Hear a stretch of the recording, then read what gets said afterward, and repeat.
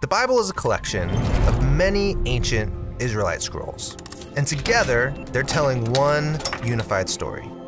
Now, if you look at the second scroll, Exodus, you'll find two important sentences. They're actually so important that they're referenced and re-quoted over 20 more times within the Bible itself. It must be important. What does it say?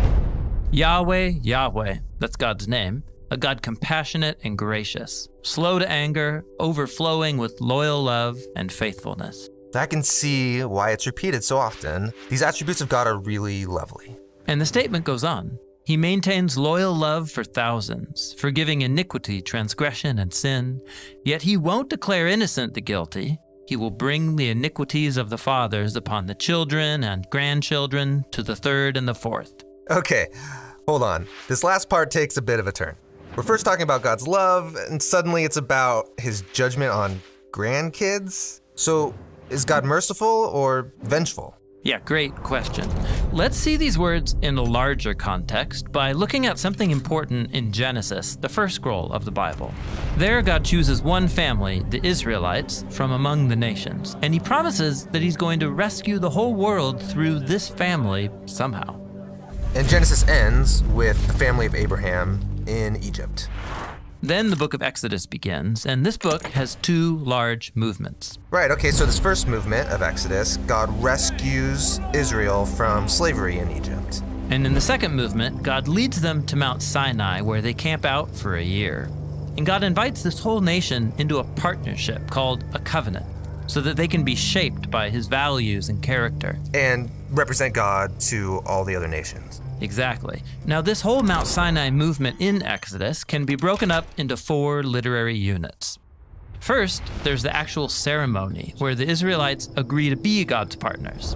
And God sets up the terms of the relationship, starting with the 10 commandments. The first 2 are, don't give your allegiance to other gods, and don't make any idol images of God. Seems simple enough. After that, God shows Moses detailed blueprints for building this sacred home so that God can come and live among them. Oh, right, and then comes a really long narrative about the building of that sacred home. But you missed something. Right in between these sections is the story that has our description about God's character. The story begins with Moses going up on the mountain, writing down the partner agreement, as the Israelites are at the base of the mountain, violating the first 2 commands. That's ridiculous. They're breaking the covenant vows while the ceremony is still going on. Yes. And so God is hurt and angry, and he warns Moses that this betrayal will keep on happening. God is ready to call it quits. But what about his promise to rescue the world through them? Yeah, exactly. This is what Moses brings up. And so, what is God gonna do?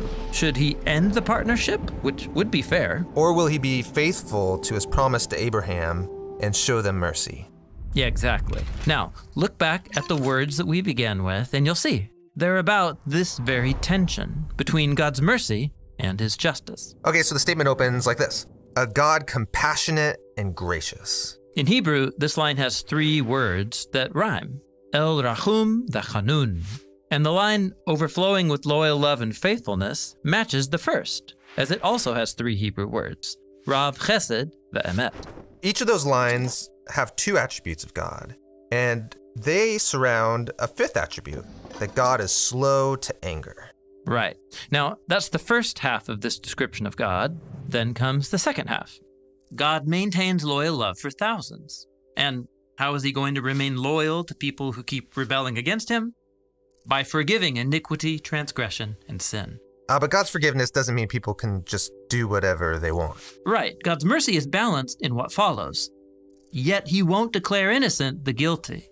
He'll bring the iniquities of the fathers upon the children and grandchildren to the third and the fourth. The third and the fourth what? Well, it's referring to generations of people who repeat their ancestors' rebellion against God. They'll get what they deserve. But notice, this small number of generations contrasts that massive number up above. God's loyal love to thousands. Right.